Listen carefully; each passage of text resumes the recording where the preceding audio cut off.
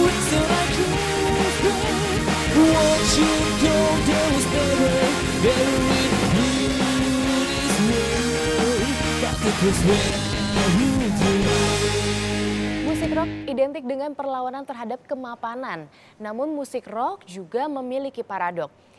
Sebagai simbol lawan konformitas dan keteraturan, musik rock juga memiliki ritme. Di dalam ritme justru ada keteraturan, di dalam ritme ada hukum. Dan sebagaimana musik, hidup kita pun juga memiliki ritme. Jika kita mengenali ritme dalam kehidupan kita, berarti kita mengenali hukum yang mengatur dalam hidup kita. Untuk itu pada episode kali ini, kita akan membahas hukum dalam keseharian dalam acara Rock and Law. Pada episode kali ini, tema kita adalah akses keadilan. Kita akan berbincang langsung dengan Kepala BPHN yang sayang sekali tidak bisa hadir di studio, Rockers. Tapi rekan kami, Ceria Fasti, akan melaporkan langsung dari kantor BPHN dan berbincang langsung dengan beliau. Untuk itu, saya persilakan Ceria. Halo pemirsa, saya Ceria Fasti. Kali ini saya sedang bersama dengan Kepala BPHN, Profesor Eni Nurbaningsi atau biasa disapa Ibu Eni. Apa kabar Ibu? Baik. Salam rock and law. Salam rock and law. Sehat Ibu? Alhamdulillah sehat. Sehat ya. Nah Ibu, kalau kita berbicara mengenai pengentasan kemiskinan ini tentunya terus digalakan begitu ya Bu. Sebenarnya seperti apa sih konteks keadilan bagi masyarakat dan juga tentunya masyarakat miskin terutama nih Bu? Baik, jadi program terkait dengan pengentasan kemiskinan itu kalau di BPHN itu kami kaitkan dengan program bantuan hukum. Program bantuan hukum ini memang berjalannya belum lama lah, ibarat masih seumur jagung gitu ya. Jadi dia berjalan baru sekitar 3 tahun, tetapi sudah kita gerakan secara masif. Karena apa? Karena kalau kita tidak bisa lakukan ini dengan baik, sampai kapanpun negara kita tidak akan bisa sejahtera. Betul. Oleh karena itulah program bantuan hukum merupakan bagian tidak terlepaskan dari akses keadilan. Nah, ini yang sekarang kita galakkan terus. Terutama kepada kalangan muda ini. Nah, kalangan muda kalangan dan juga muda. tentunya rakyat miskin yang perlu sekali bantuan-bantuan hukum tersebut ya. Betul. Mengenai bantuan hukum sendiri Bu yang sudah berlangsung tadi kurang lebih hampir 3 tahun begitu ya. Bisa didetailkan secara jelas seperti apa sih program bantuan hukum ini Bu? Jadi program bantuan hukum ini memang satu kegiatan yang melibatkan ada 3 stakeholders di dalamnya. Ada pemerintah sendiri sebagai regulator, kemudian sebagai memberikan monitor, kemudian sekaligus dia memberikan evaluator di situ ya. Kemudian ada pihak yang berikutnya yaitu adalah organisasi bantuan hukum. Organisasi bantuan hukum adalah penggerak dari apa yang sudah kami lakukan lewat regulasi yang ada. Mereka menggerakkan bagaimana seharusnya ke program-program ini sampai kepada masyarakat miskin. Itu lewat organisasi bantuan hukum. Organisasi bantuan hukum jumlahnya memang belum banyak di Indonesia dibandingkan dengan jumlah orang miskin. Tapi alhamdulillah kita sudah sampai ke jumlah 271 dan sekarang kita sedang menggiatkan untuk meningkatkan jumlahnya supaya semakin banyak. Dan kita terus gerakannya serentak ini secara masif seluruh Indonesia. Jadi mari para OBH yang calon-calon OBH yang belum belum mendaftar, kita dorong untuk segera mendaftar. Itu stakeholders yang kedua. Yang ketiga adalah masyarakat miskin sendiri. Masyarakat miskin ini yang kita inginkan akses mereka terhadap keadilan itu bisa diperluas. Sehingga ketika mereka menghadapi masalah hukum, sebagai bagian dari negara hukum yang harus kita tegakkan, ini pilar penting dalam negara kita ya. Ini kita harapkan OBH bisa terkoneksi dengan masyarakat miskin yang punya masalah hukum di situ. Inilah yang kita akan perluas jangkauannya.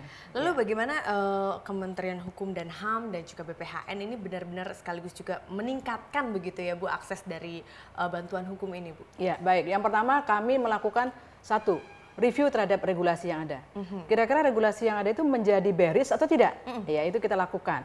Ada beberapa regulasi yang sudah kami ubah di situ karena mereka menganggap ada hambatan dari regulasi. Itu kami ubah. Satu menyangkut bagaimana rakyat miskin itu tidak terhambat prosesnya untuk mendapatkan keadilan. Itu kami ubah dalam rangka untuk meniadakan tadi hambatan, yaitu pada persoalan terkait dengan identitas mereka untuk menunjukkan bahwa mereka miskin.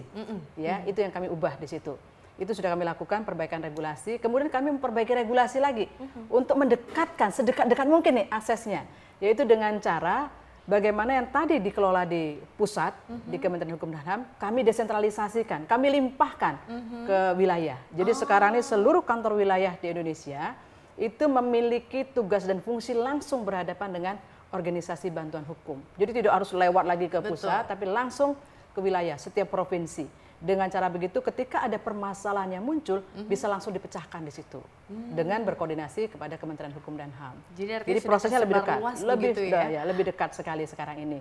Jadi itulah 3 komponen yang terkait dengan penyelenggaraan bantuan hukum. Baik, lalu inovasi-inovasi apa sih yang akan terus dikembangkan untuk program bantuan hukum ini sendiri, Bu? Jadi inovasi sudah kami lakukan dan sekarang ini saya kira banyak orang yang sudah mengakses itu. Karena apa? Karena kita tahu persis bahwa negara Indonesia itu termasuk salah satu negara yang masyarakatnya paling banyak menggunakan gadget ya, Facebook, Twitter dan sebagainya. Iya betul. Ya. Sehingga kami pikir lewat media inilah yang paling tidak bisa memperluas jangkauan tadi. Caranya kami sudah membuat sistem informasi database bantuan hukum ya yang bisa dengan mudah diakses ya lewat Android yang ada itu. Kemudian mereka bisa langsung lihat di mana sih letaknya organisasi bantuan hukum yang paling dekat dengan mereka. Secara mobile begitu betul ya, Bu, ya? Sekali. Iya. Jadi mereka bisa lihat di mana ini letak OBH-nya. Kalau ada permasalahan kepada siapa kami harus menyampaikan masalah itu. Kemudian berapa jumlah OBH yang ada di setiap wilayah, ya kan? Bagaimana pula cara-cara kami untuk bisa mendapatkan bantuan hukum? Itu sekarang secara terang benderang itu ada dalam sistem bisa yang mudah sekali kapanpun diakses, ya, Bu, ya? kapanpun dimanapun, Siapapun oleh begitu yang siapapun, membutuhkan betul tentunya. sekali. Iya. Baik, ini menarik sekali. Berarti banyak sekali usaha-usaha dan juga inovasi yang dilakukan tentunya ya untuk menyebarluaskan bantuan hukum khususnya bagi rakyat miskin. Nah, harapan Ibu untuk kalangan muda tentunya untuk program bantuan ini seperti apa, Bu? Jadi kami berharap bahwa kalangan muda ini adalah generasi penerus bangsa. Kami berharap dari generasi penerus bangsa ini akan lahirlah pemimpin-pemimpin yang baik di kemudian hari. Yang akan mendorong supaya negara kita menjadi negara hukum yang demokratis, adil dan sejahtera. Oleh karena itulah kami berharap lewat kelompok-kelompok kaum-kaum muda ini, mari secara masif kita dorong bersama-sama ketika ada permasalahan hukum bagi orang miskin, jangan berdiam diri. Tunjukkan jati diri orang muda ini. Di mana sih sebetulnya cara yang paling mudah untuk mendapatkan akses? Lewat apa sistem yang sudah kami bangun di situ? Ya, itu yang kami harapkan. Begitu ya. Di samping itu, kami juga berharap tidak hanya pusat yang bekerja, tapi daerah kami rangkul bersama-sama. Jadi seluruh pemerintah daerah itu kami dorong, kami himbau, mari bersama-sama melakukan gerakan untuk memberi bantuan kepada si miskin, khususnya yang punya masalah hukum di situ. Lewat apa? Bagi daerah yang belum punya peraturan daerah mengenai bantuan hukum, kami berharap mereka punya. Dalam program legislasi daerah segera masukkan di situ. Kami dari Kementerian Hukum dan HAM siap untuk mendampingi seluruh pemerintah daerah. Dan kebetulan memang banyak pemerintah daerah yang sudah datang ke Kementerian Hukum dan HAM. Dan kami dampingi mereka, kami tunjukkan kepada mereka bagaimana skema untuk memberikan bantuan hukum lewat anggaran baik itu negara maupun anggaran daerah. Hanya sebenarnya anggarannya sama. Betul. Anggaran rakyat semua ini ya. Tapi satu lewat pusat dan satu lewat daerah. Dengan cara begitu harapan kami ke depan tidak kita bergantung pada anggaran yang ada di APBN, juga bisa lewat anggaran dari pemerintah daerah. Juga mungkin bisa anggaran-anggaran lain dari CSR misalnya itu. Mari bersama-sama gitu loh. Karena kalau kita terlambat, kalau kita terlambat ya tidak segera, karena negaranya juga sudah bergerak sama ini. Kita nanti tidak bisa maju serentak bersama-sama dengan negara ASEAN yang menghadapi masyarakat ekonomi ASEAN. Jadi kita berharap di situ sebetulnya.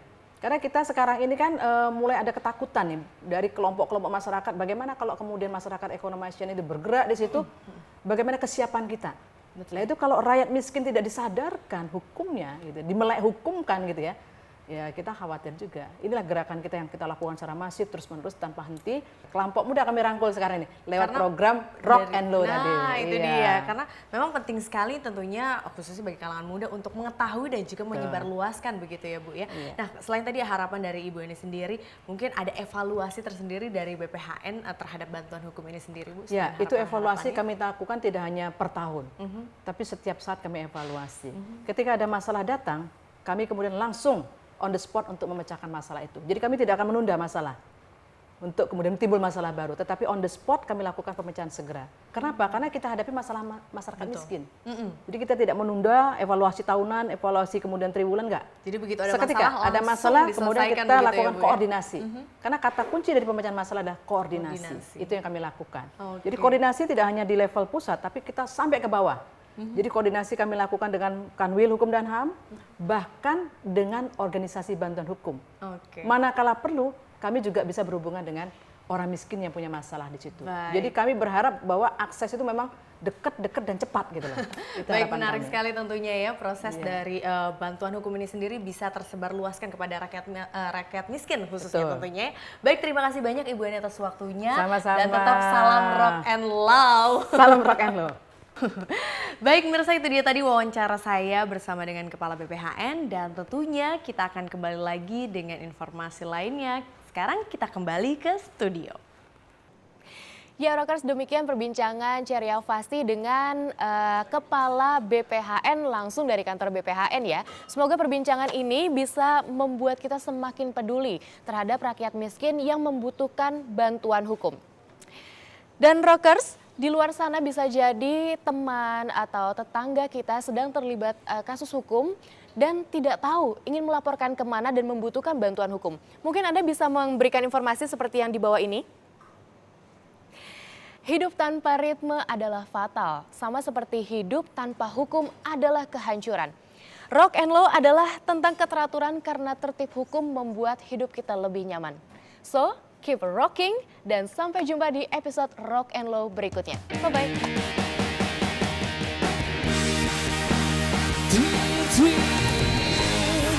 Down your face when you lose something you can't replace. Tears stream down your face and